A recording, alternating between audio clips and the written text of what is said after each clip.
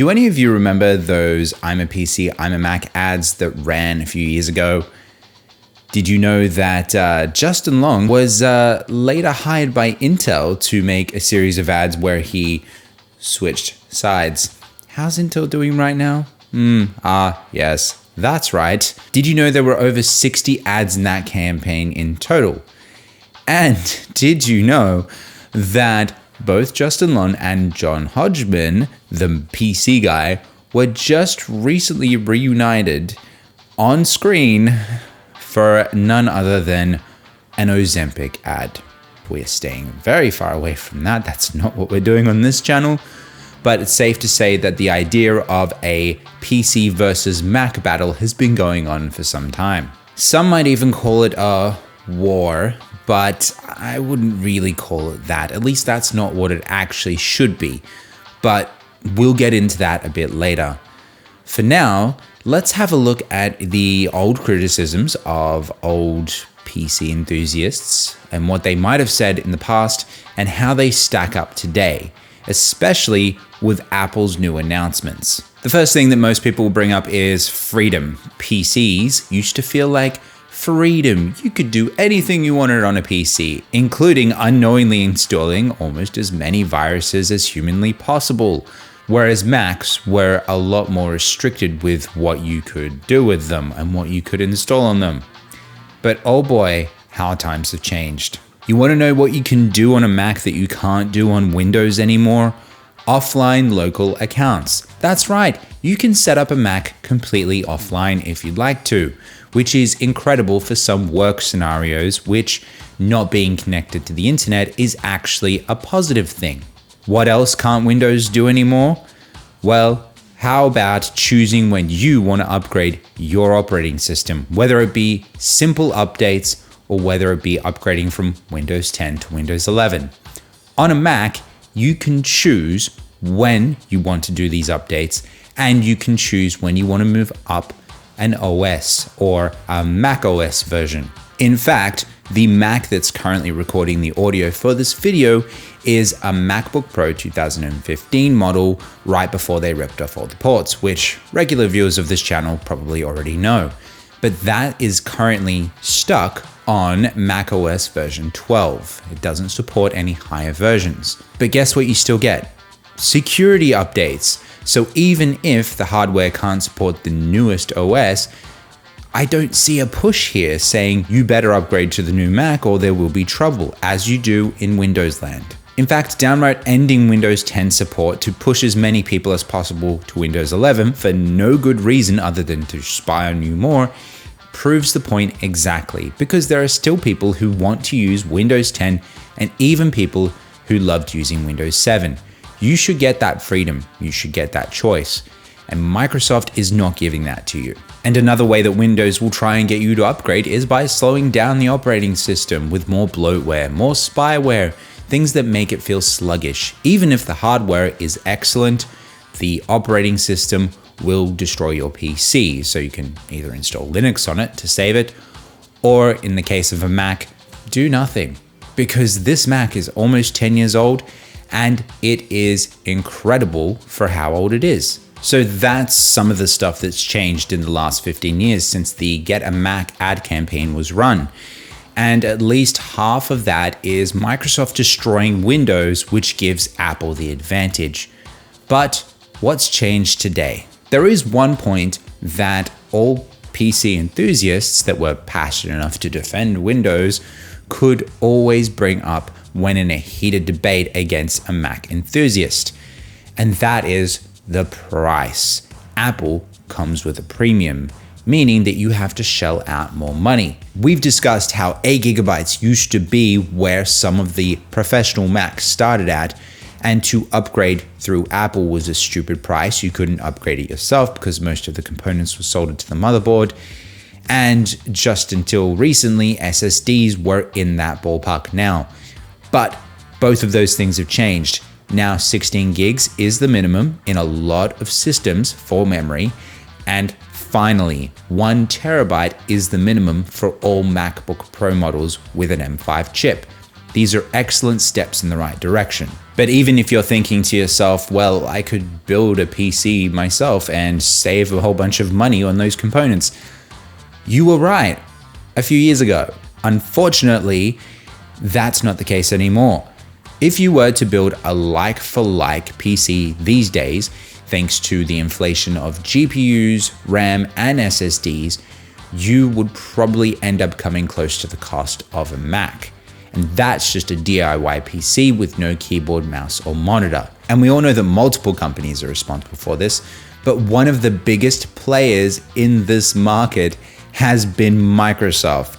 Microsoft's push to AI, betting the entire farm on snake oil, has led to people who would previously think Windows was a good option not even being able to build a system which would normally run Windows.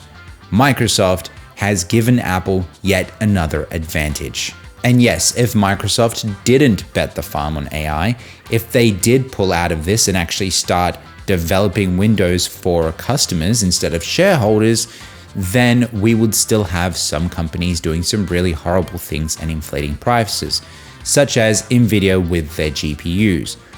But one less big player, especially a trillion-dollar player, certainly would have helped to fight against the artificial inflation we're seeing now with RAM. But it's not just the DIY market.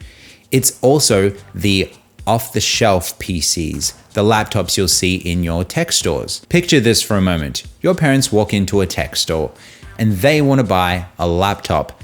Let's pretend, even if they are really good with tech, let's pretend that they're not for this example. And they don't know what they're buying. All they know is they don't want to spend too much money. It used to be that they would entirely skip the Apple section because all of those premiums look ridiculous and they don't know what they're buying there.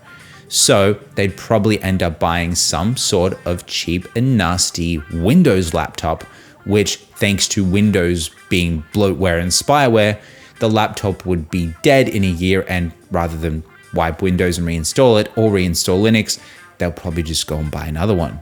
But once again, that's how it used to be. Now what happens when your parents walk into a tech store?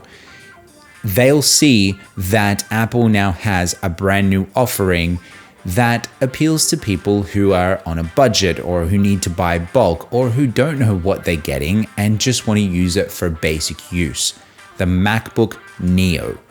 This could be the foot in the door for a lot of people to experience Mac for the first time. And let me be clear, especially for people who aren't tech savvy, experiencing a Mac once they've gotten used to it, everyone takes time to get used to things, especially those who are not tech savvy, but once they've gotten used to Mac OS, it is going to be a far better experience than what they were having with Windows. Because unlike Windows, Mac OS isn't trying to take advantage of you in the same ways. Better back everything up to OneDrive, better use Microsoft's recommended browser settings. All of those pop-ups, they really don't exist on Apple. So the real gold here, the real diamond in the rough, is actually Mac OS.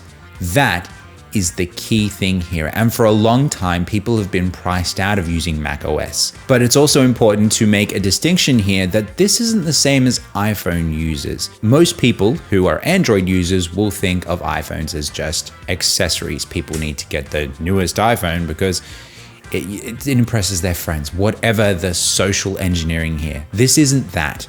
People who swear by Mac OS often do so because it's been a great experience. Here's the real kicker though. In a year's time, your parents won't need to go and buy a new MacBook like they would have if they had to go and buy a Windows PC. So they're likely saving more money in the long run. Because wouldn't you know it, Apple isn't destroying Mac OS with AI. Sure, there are some integrations, and yes, they've just signed a deal with Google to use Google's AI, but the fundamental operating system isn't being rewritten and having AI force down everyone's throats like we are on Windows. And by rewritten, I mean, why do you think we have so many bugs in Windows all of a sudden? Why were there so many layoffs at Microsoft? Maybe because AI is writing the code for Windows now. And then there's the other side of the coin, those who need to buy computers in bulk. Obviously, education and corporate clients will be looking at these new Macs because if they need to buy large quantities for their students and employees, then this might be a way to get into it. In fact, there's even a discount if you are a student and want to buy a MacBook Neo. So it's safe to say, for the first time in a very long time, at least according to the PC market and where it's at now, thanks to AI, there's an affordable Mac in town. And this was one of the last strongholds that Apple needed if they wanted to gain market share. Because for a $1 trillion company, this market share doesn't make a lot of sense. Yes, it's mostly made of iPhones, but still, for such a great operating system, you'd think they'd have more. But notice that I said it's one of the bases that Apple has finally covered. There's still one that they're missing. One that could absolutely obliterate Microsoft, raise that market share, and get a lot of people switching over. If only they'd take it seriously. If you've seen my other Apple videos, then you know where this is going. Gaming. Apple likes to pretend that they care about gaming. Pretend. They like to announce a new game working every few years. They like to have a translation layer, except that the translation layer requires developers who don't even have enough time to finish the games they're working on, especially if they're working in a AAA studio. It requires them to then make a Mac port when they already didn't have enough time. So that's not going to happen. If Apple really, really wants to get market share back, imagine this for a moment. One of the many people at Apple gets on stage during one of their keynotes and they announce all of your Steam games working on Mac. That's what Valve did. Valve has Proton, which allows all of your games to run on the Steam Deck, Steam machines, Steam OS, and more importantly, what's underlying all of this, Linux. And Valve's policy on this, well, maybe not a policy, but the approach has been developers don't have to do anything. It's bad enough walking up to a developer and saying, hey, could you please port your game to Mac? Imagine doing that for Linux with an even smaller market share. No, that's not going to happen, and Valve knows it. So if Apple wants to take this seriously, their translation layer needs to have absolutely no input from the developer unless the developer wants to get involved. That is something that you'd think a $1 trillion company could do. And that is what Apple would need to do to get Microsoft to start taking their competition seriously. Because right now, they think they're competing with AI companies, which, by the looks of it, won't be around for many years to come. But we don't want Microsoft to completely go bust, which I know, very strange for me to say that, especially regular viewers of this channel. What we need is competition. We need both companies at the top of their game. We want them to have a good fight or war, and this is why it's not really a war. This is something that every company should be in, a fierce competition with someone who will take their market share if they screw up. That's why Microsoft keeps screwing up, because they don't have someone to take their market share. They don't have a solution that isn't Windows that can easily sweep people up. Imagine a 50% market share split where both Apple and Microsoft were fighting for that last 1%. That is where the customers, consumers, and normal people, that's where they win. And free and open source software existing around the sides and benefiting from all the chaos, honestly. But that's a story for another video. For now, let's sit back and see what an affordable Mac does in an overinflated PC market. Because between novice computer users moving to Mac OS and gamers and enthusiasts moving to Linux, maybe Microsoft might actually have to fix Windows.